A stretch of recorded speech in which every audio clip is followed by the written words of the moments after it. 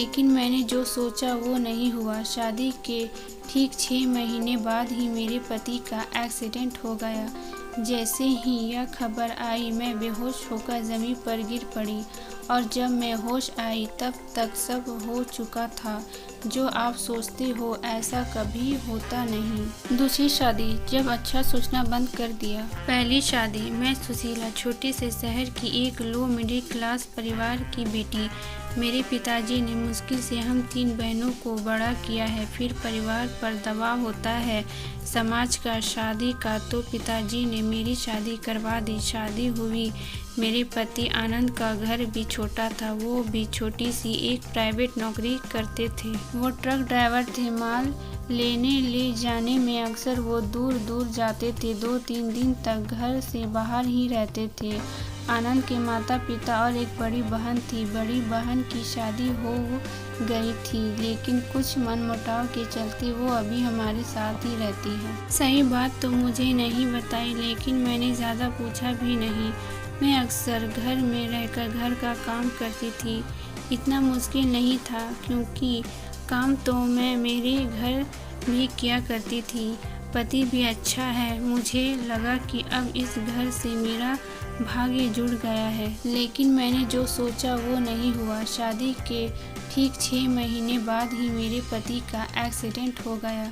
जैसे ही यह खबर आई मैं बेहोश होकर ज़मीन पर गिर पड़ी और जब मैं होश आई तब तक सब हो चुका था। जो आप सोचते हो ऐसा कभी होता नहीं। परिवार में एक ही बेटा और वो भी चल बसा, तो सोचा उस परिवार का क्या हो रहा होगा।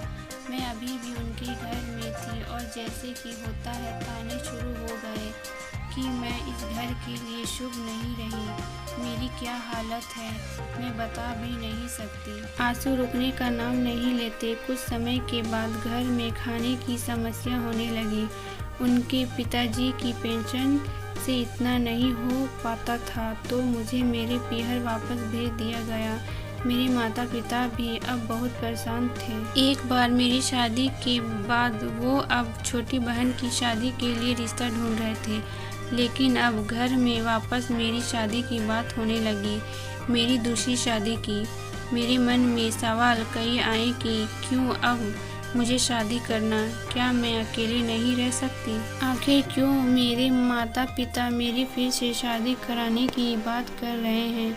इतनी तो मैं काबिल हूँ कि अपना पेट भर सकती हूँ। ये बात मैंने मेरी माँ से की। वो बोली, बेटा हम और तेरे पापा कितने दिन के हैं, हम तुझ पर तो पूरा भरोसा है, पर बेटा दुनिया का क्या करे। माँ की बात मैं पूरी समझी नहीं, लेकिन इतना तो पता है कि माँ बाप हमेशा अपने बच्चों का भला ही सोचते हैं। समाज में बात तो फैल ही गई थी, लेकिन कोई रिश्ता नहीं मिल रहा था। लेकिन फिर मम्मी ने बताया जीवन जीने के बारे में। उनकी 7 साल की एक बच्ची है। उनकी पत्नी का भी स्वर्गवास हो गया है। उनकी एक दुकान है। घर में उनकी माता और एक बच्ची है। मम्मी मुझे बोली कि बेटा तू अगर माने तो हम तेरी शादी फिर से इनसे करवा दे। मुझे पता चल गया था कि मम्मी पापा नहीं मानेंगे, इसीलिए मैंने हामी भर दी। फिर एक बार मैंने शादी कर ली। ज़िंदगी की यह अजीब बात मैंने देखी।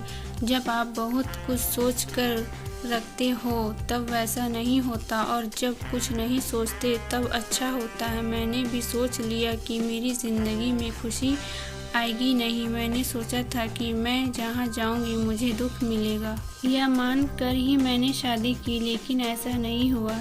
जीवन जी के घर में मुझे अजीब सी शांति लगी। बच्ची कृति बड़ी प्यारी थी। जब से मैं आई तब से मुझसे चिपकी रहती।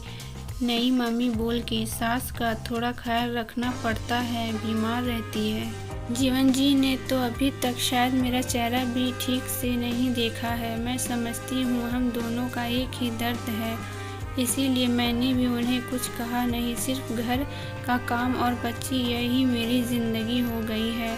समय में बड़े ताकत होती है। समय सबसे बड़ा मरहम है। धीरे धीरे सब कुछ ठीक करता रहता। जाने वाले याद तो आते हैं, लेकिन समय फिर हमें भरता रहता है। मेरी दूसरी शादी को अब 2 साल हो गए और मेरी 2 बहनों की शादी अब होने वाली है। अब वो भी उभर रहे हैं, ज़िंदगी फिर पटरी पर आ रही है, हंसी चुपके से आ रही है। जो होना होता है उस पर हमारा कोई जोर नहीं होता है, पर उस समय अपने आप को संभालना बहुत ज़रूरी होता है।